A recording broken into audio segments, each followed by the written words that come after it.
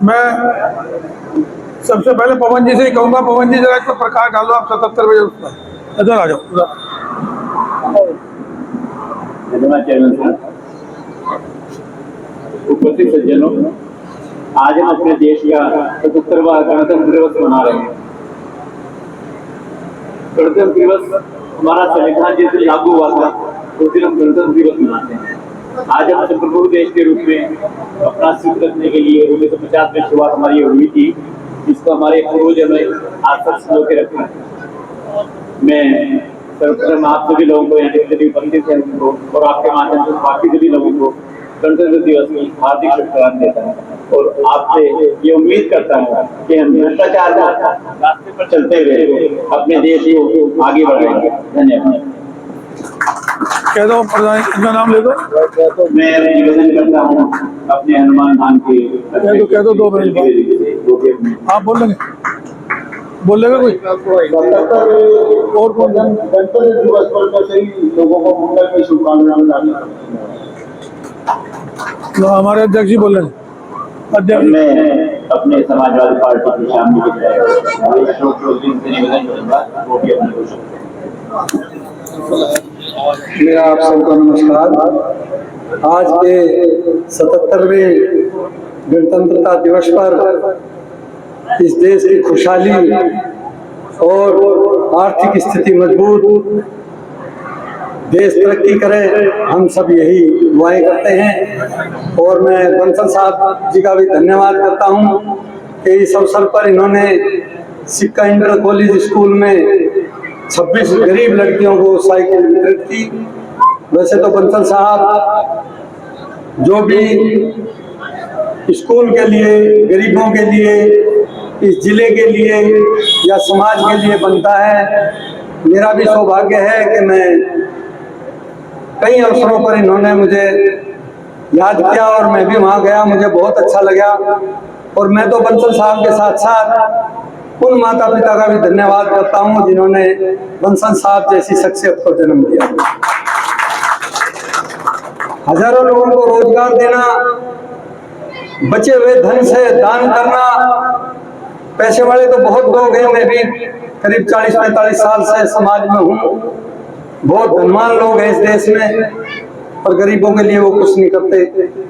मैं बंसल साहब का आभारी हूँ कि इस जिले के लिए जो काम सरकार को करना चाहिए वो हमारे बंसल साहब स्कूलों के लिए, गरीब बच्चों के लिए और समाज के लिए काफी लंबे समय से करते आए।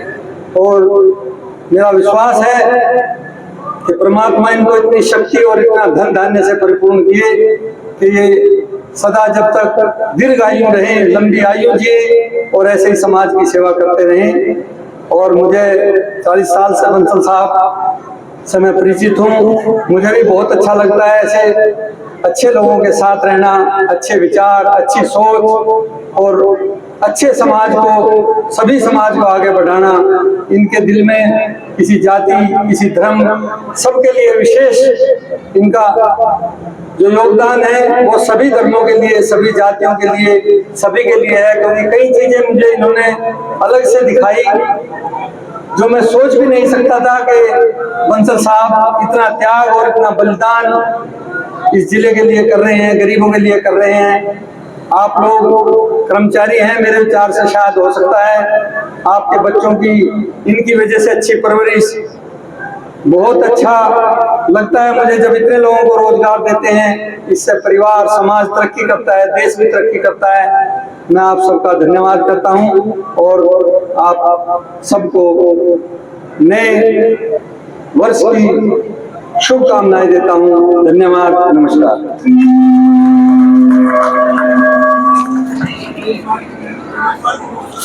धन्यवाद भाई के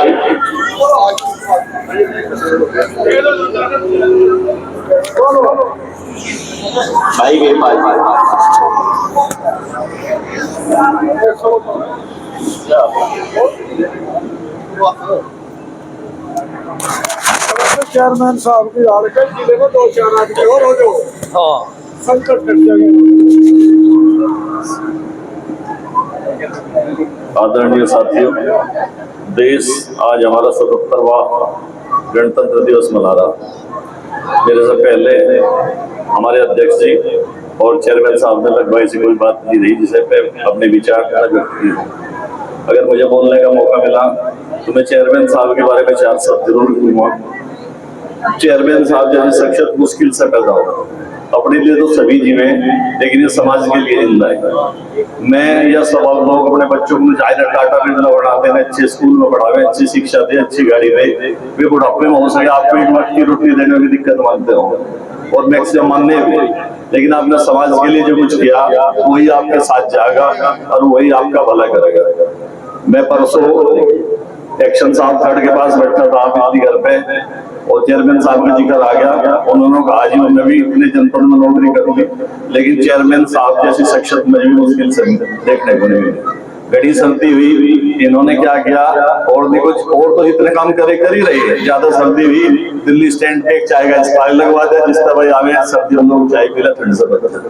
इसलिए मैं चेयरमैन साहब की लंबी आयु की कामना करता हूँ और परमात्मा से प्रार्थना करता हूँ इन्हें और ज्यादा शक्ति और धन ताकत सब कुछ दे ताकि समाज की सेवा करते रहे।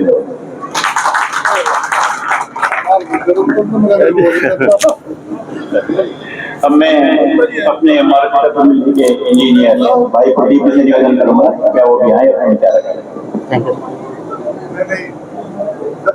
आदरणीय चेयरमैन सर, सीईओ सर और यहाँ उपस्थित माननीय अतिथिगण और हमारे सहकर्मी सभी लोगों को गणतंत्र दिवस की बहुत बहुत शुभकामनाएं। आज यहाँ पर हम लोग गर्व और सम्मान के साथ गणतंत्र दिवस मनाने के लिए यहाँ एकत्रित हुए हैं। आज का दिन 26 जनवरी 1950 हमारे इतिहास के पन्नों में बहुत स्वराक्षरों के साथ अंकित है। इसके लिए हमारे बहुत सारे स्वतंत्रता सेनानी ने अपने बलिदान भी दिए और अपने निष्ठा कर्म के साथ उन्होंने पूरा अपना काम किया। आज का दिन 26 जनवरी 1950 को हमारे गणतंत्र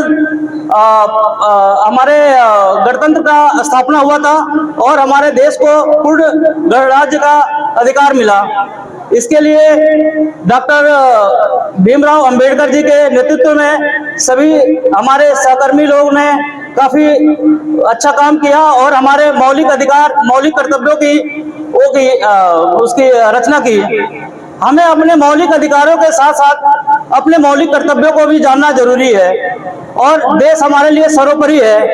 हमें अपने जाति पात, धर्म, मजहब सबसे ऊपर उठ के अपने देश को सर्वोपरि स्थान देना चाहिए।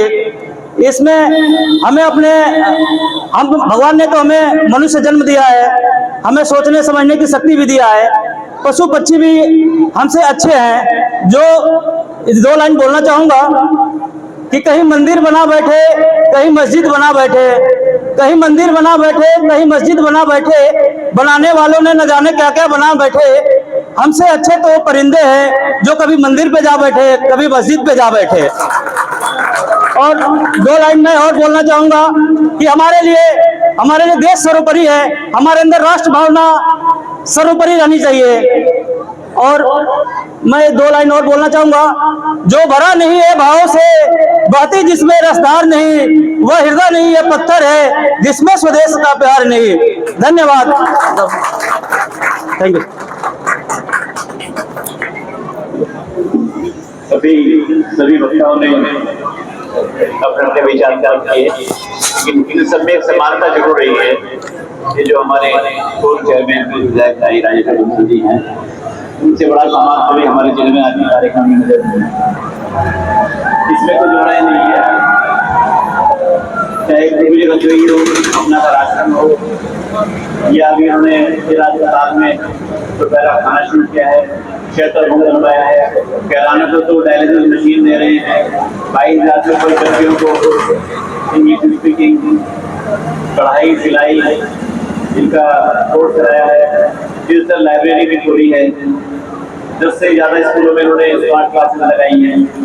जितने ही स्कूलों में कंप्यूटर इन्होंने लगवाए हैं। अभी सिक्का में 25 कंप्यूटर के लिए बोल करके आएंगे, मार्च से पहले 25 कंप्यूटर लगवा देंगे। तो इतना समाज सेवा कार्य मैं नहीं समझता, इनके अलावा कोई और चीजें नहीं कर रहा है। अब मैं खुद अपने चेयरमैन से निवेदन करूंगा कि वो अपने विचार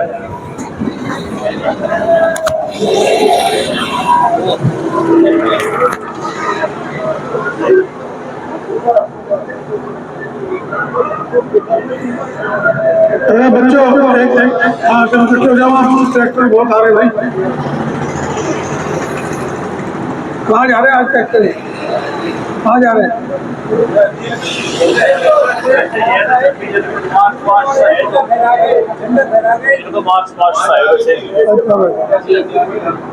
आदरणीय बंधुओं, प्यारे बच्चों, आज जो है हमारे संविधान को बने 76 साल पूरे हो गए, 77वां वर्ष शुरू हो गया। और ये जब हम पढ़ा करते थे सन 62-63 में, जब एक नारा लगता था हिंदू मुस्लिम सिख ईसाई हम सब हैं भाई भाई हैं, और नारा खत्म हो गया, वो नारा खत्म हो गया। अब हिंदू मुस्लिम अलग अलग हो गए, भाई नहीं रहे। मैं कहता हूँ हमारा 2 भाइयों का बंटवारा हुआ था सन 47 में, मुसलमान वहां चले गए, हिंदू यहाँ रह गए, कुछ मुसलमान भी रह गए। तो हमारा झगड़ा क्या है? झगड़ा तो होना ही नहीं चाहिए।